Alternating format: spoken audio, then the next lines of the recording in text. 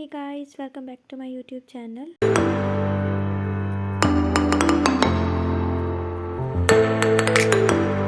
Some basic concept of chemistry. In this topic, we will cover our all numericals. So first is molarity, which is denoted by capital M, and it involves 4 steps. Step 1, molecular mass of solute. Solute एक ऐसा substance होता है जो low concentration में present होता है.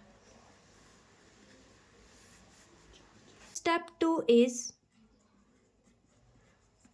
To find moles. It is equal to given mass, जो हमें गिवन होगा न्यूमेरिकल में, और डिवाइड में होगा मॉलिक्यूलर मास, जो हम फर्स्ट स्टेप में सॉल्व करेंगे. एंड नाउ स्टेप 3 में हम फाइंड करेंगे वॉल्यूम. वॉल्यूम हमेशा हमारे न्यूमेरिकल्स में लीटर, मिलीलीटर और सेंटीमीटर क्यूब में दी जाती है. तो जिसके लास्ट में ये वर्ड्स होंगे तो हम समझ जाएंगे वो क्या है हमारा volume. Step 4 is molarity, which is denoted by capital M, and that is equal to number of moles of solute upon volume of solution,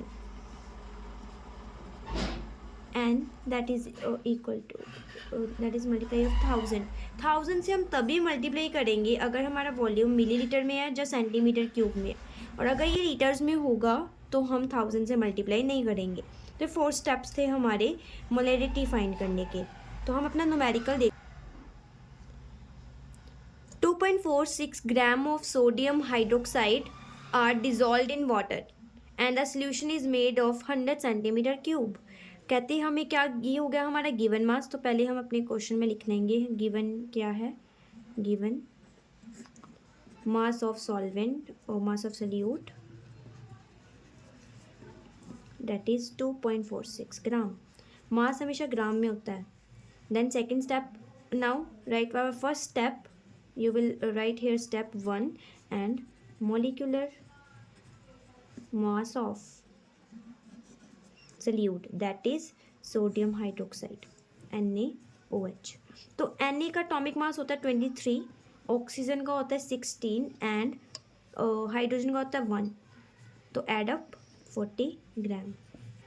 now second step is moles, that is equal to given मास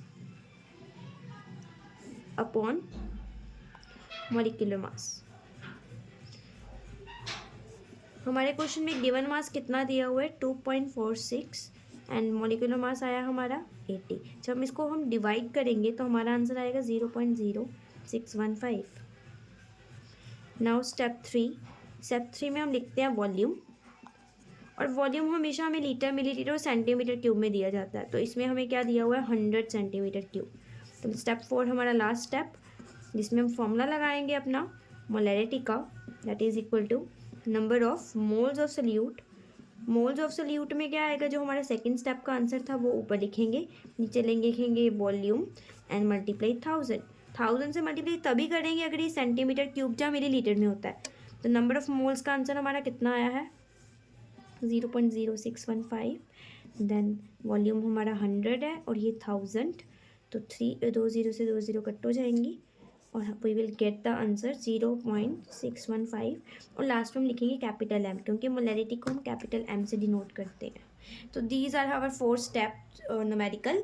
तो it is very easy. And our next numerical is, in this numerical volume is not given.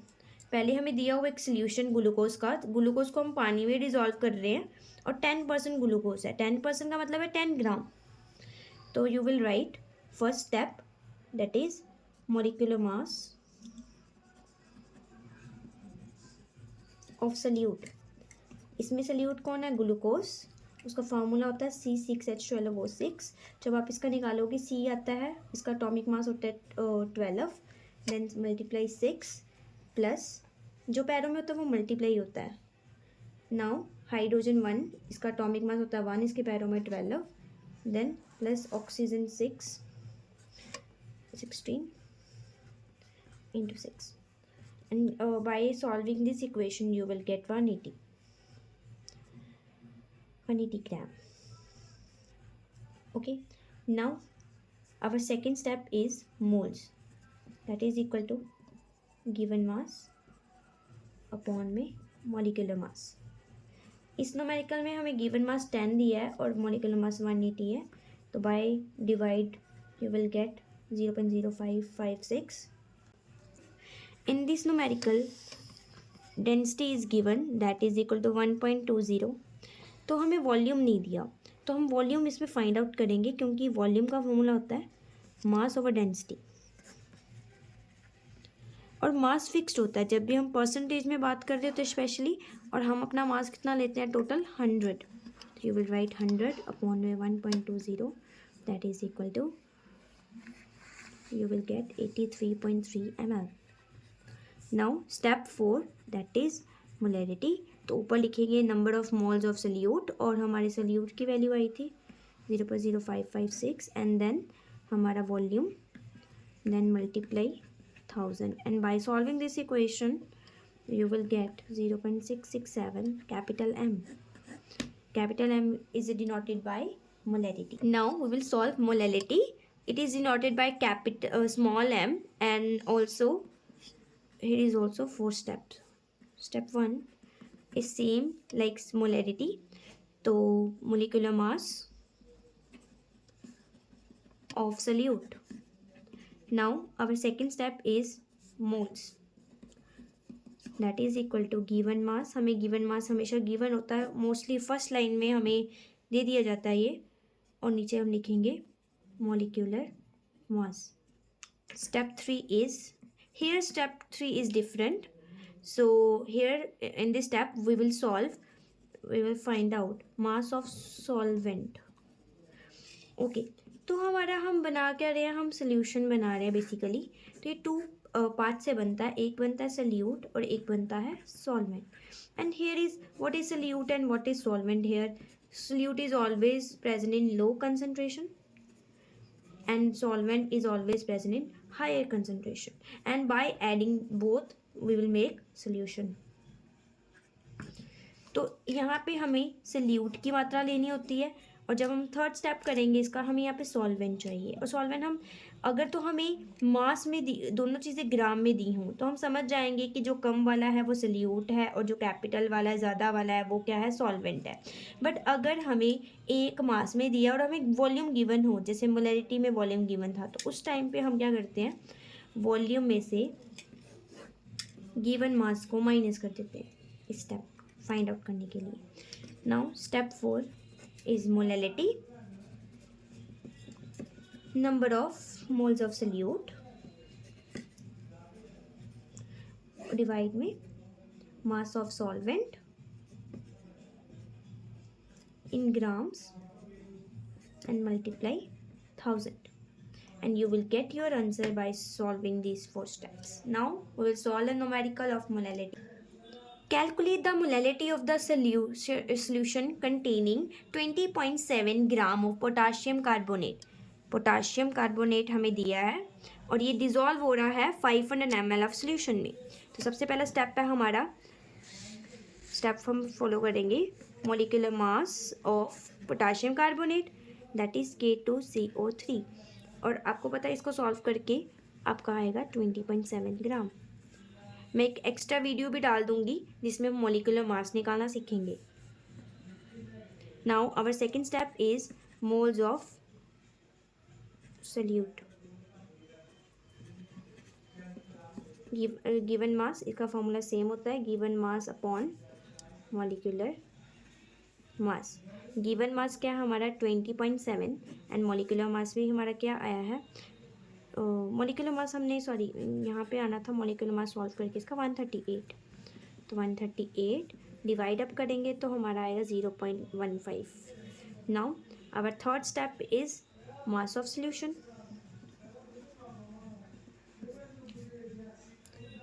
Mass of not solution, mass of solvent.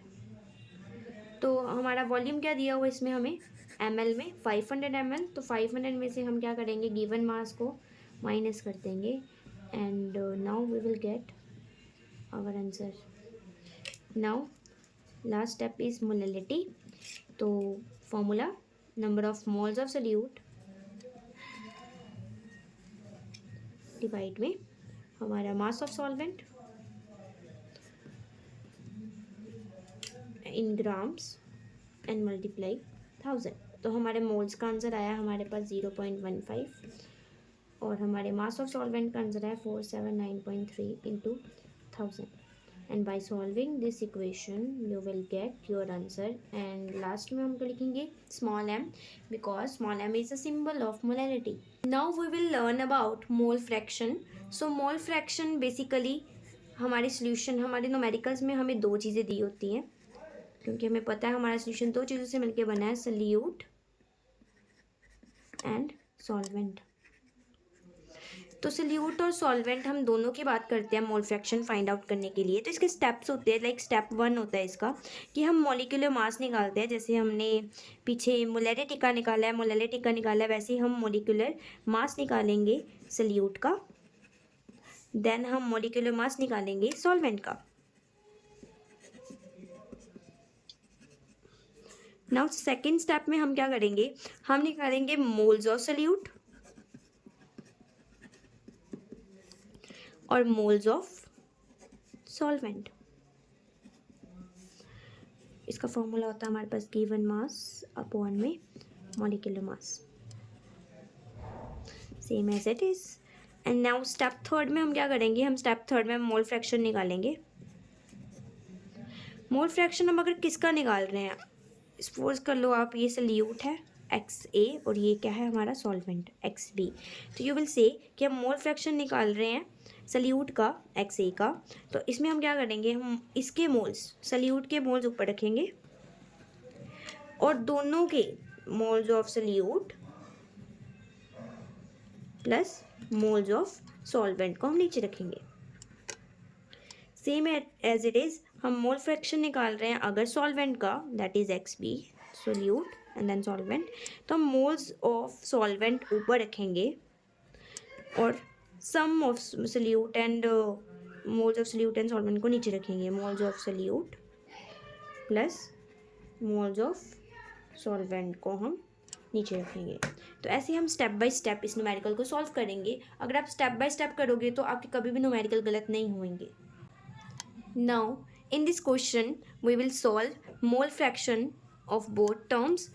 2.82 gram of glucose are dissolve in 30 gram of water. मतलब क्या कह रहे हैं वो कि glucose हम dissolve कर रहे हैं पानी में. सोल्यूट ऑब्वियसली दिख रहा है आपको, ये कम मात्रा में है और ये क्या है, ज़्यादा मात्रा में. वैसे भी वाटर में कोई चीज़ डिजॉल्व हो रही है तो water is always act as solvent. तो ये हमारा सोल्यूट है, ये हमारा सॉल्वेंट है. तो हमारा स्टेप 1 क्या कहता है? Molecular mass of solute that is glucose. इसका मॉलिक्यूलर मास निकालेंगे. इसका फॉर्मूला होता है C6H12O6. तो you will gate bye solving this 180. Now molecular mass of water, तो इसका फॉर्मूला होता है H2O and you will get the answer 18 in grams. Okay, our second step is moles of glucose, that is equal to given mass upon molecular mass.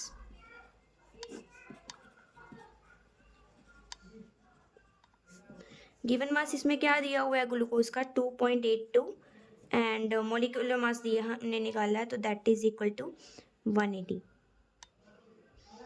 और by dividing this equation you will get this.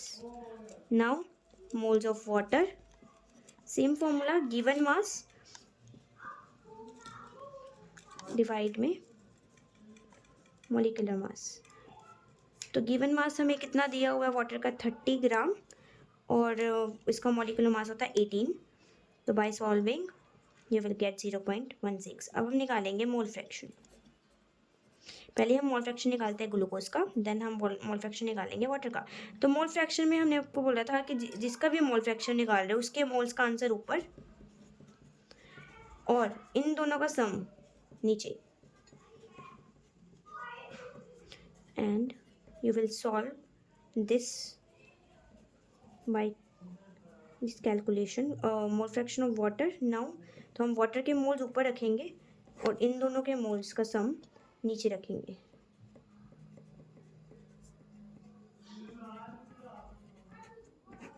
On and mole fraction are unitless, that's why we cannot measure, cannot write small m, like हम लिखते हैं molality और molality में small m and capital M. तो यहाँ पे हम कुछ नहीं लिखेंगे. क्यों? क्योंकि मोल फ्रैक्शन जो होता है वो यूनिटलेस होता है. को सॉल्व करने के लिए empirical formula and molecular formula solve करने के लिए हम टेबल बना लेंगे. तो 6 रो टेबल बनाना आपने. पहले हम लिखेंगे एलिमेंट. हमें क्वेश्चन में एलिमेंट्स गिवन होंगे तो हम एलिमेंट्स लिखेंगे फर्स्ट वाले बॉक्स में. Then you will write percentage, then you write atomic mass, moles of solute, the moles of atoms, now mole ratio, और लास्ट में हम लिखेंगे simplest whole number ratio. That's it. Now here is a numerical. तो हमें दिया हुआ है molecular mass of the organic compounds. हमें क्या दिया हुआ है? इज मोलिकुलर मास हमें दे दिया ऑलरेडी 78. हम इसको बाद में यूज़ करेंगे. पहले हम अपने एलिमेंट्स ढूंढते हैं. कौन से एलिमेंट्स गिवन है हमें गिवन है ऑफ कार्बन लिखना भूल गई मैं शायद से. तो ये हमें दिया हुआ है, एक कार्बन की परसेंटेज दी है, एक हाइड्रोजन की परसेंटेज दी है. तो you will right hair first element. हमें कौन से एलिमेंट दिए हैं? एक एलिमेंट दिया हमें कार्बन, एक एलिमेंट दिया हमें हाइड्रोजन. सेकेंड नंबर पे हम लिखते हैं परसेंटेज. तो परसेंटेज हमें कार्बन की कितनी दी है इस न्यूमेरिकल में? 92.4. अगर हम ऊपर परसेंटेज लिख रहे हैं तो हम न्यूमेरिकल में परसेंटेज का साइन नहीं डालेंगे. इस बात का आप ध्यान रखना. नेक्स्ट स्टेप है हमारा एटॉमिक मास. तो कार्बन का एटॉमिक मास होता है 12 और हाइड्रोजन का एटॉमिक मास होता है 1. Now our next step is moles of atom. अब मोल्स हमने पहले भी न्यूमेरिकल्स में निकाले हैं. गिवन मास, ये हमारा गिवन मास है और ये हमारा मॉलिक्यूलर मास है एक टाइप का. तो 92.4 अपॉन डिवाइड में 12, then 7.6 given mass and 1. You will get the answer 7.7 and 7.6. Now here is mole ratio. Mole ratio का मतलब क्या होता है? कार्बन और हाइड्रोजन के आंसर में से जिसका आंसर छोटा होगा उसके साथ हम डिवाइड कर देंगे. अब इसमें 7.7 और 7.6 में से 7.6 ज़्यादा छोटा है 7.7 में से, तो हम दोनों को सेम इक्वेशन के साथ डिवाइड कर देंगे. इसका आंसर आएगा 1.01 एंड 1. राउंड ऑफ 1.01 1 के इक्वल ही होता है. तो सिंपलेस्ट होल नंबर रेशियो हमारी क्या आती है? 1 और 1. तो कार्बन की वैल्यू क्या आई है? 1 एंड हाइड्रोजन की वैल्यू भी क्या आई है? 1. तो हमारा इंपीरिकल फॉर्मूला क्या बन जाता है?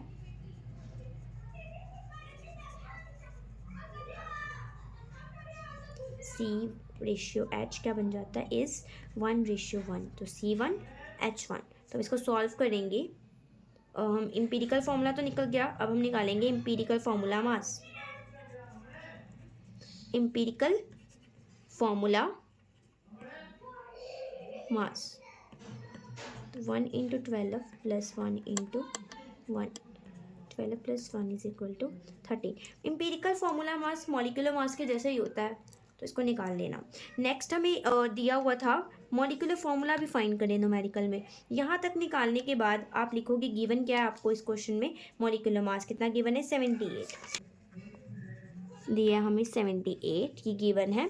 तो हमने निकालना है n की वैल्यू, that is equal to molecular mass divide में इंपीरिकल फॉर्मूला मास, जो हमने पीछे अभी निकाला है. तो मॉलिक्यूलर मास 78 है, इंपीरिकल का फॉर्मूला 13 आया. इसको डिवाइड करेंगे तो हमारा 6 आएगा. 13 में 78 6 तक आता है. तो हम अपने इंपीरिकल फार्मूले को मॉलिक्यूलर फार्मूले को सॉल्व करने के लिए इसको जो हमारा आंसर आया उसको हम इंपीरिकल फार्मूले के साथ मल्टीप्लाई कर देंगे. तो C की वैल्यू 6 आ जाएगी और H की वैल्यू भी कितनी आ जाएगी? 6. That are our required answer of this numerical.